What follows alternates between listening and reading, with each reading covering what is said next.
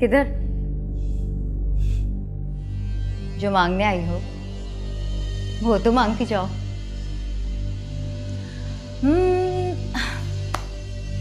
तुम यहाँ अपने घर वालों के लिए रहम की भीख मांगने आई हो ना?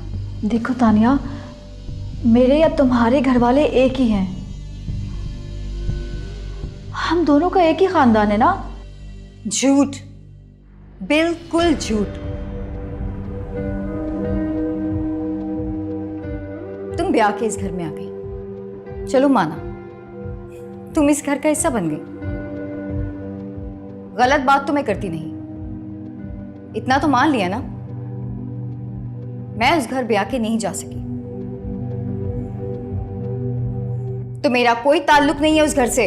देखो तानिया, बस कर जाओ। ये मसला तुम्हारा और सिकंदर भाई का था और नतीजा मेरे बाबा को भुगतना पड़ रहा है। असफंत अंकल को तो मजबूरन सब कुछ सहना पड़ा, क्योंकि वो खुद सिकंदर के रास्ते में जो खड़े हुए हैं। अब रास्ते में जो भी आएगा उसे हटाना तो पड़ेगा ना। ठीक कह रही हूं ना मैं? देखो तानिया, अभी ये मसला समझने या ना समझने का नहीं है। और सोचो, अगर मेरे बाबा को प्रॉब्लम हो या अरबाज मामू को, नुकसान दोनों को ही होगा।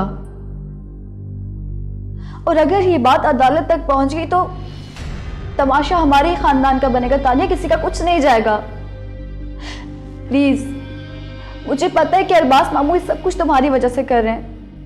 अगर तुम उन्हें कहोगे तो वैसा कुछ नहीं करेंगे। Please Tania, please. क्या कहा तुमने? प्लीज।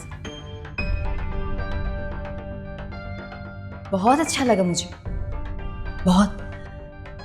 अगर यही बात सिकंदर खुद आके मुझसे कह दे तो सारा मामला खत्म। लेकिन तानिया, बस चुप कर जाओ। अब और कोई बकवास मत करना। जाओ, जाके अपने भाई सिकंदर से कह दो कि आके मुझसे माफी मांगे। मैं सब कुछ छोड़ दूंगी, भूल जाऊंगी सब कुछ। जाओ। जाती क्यों नहीं हो?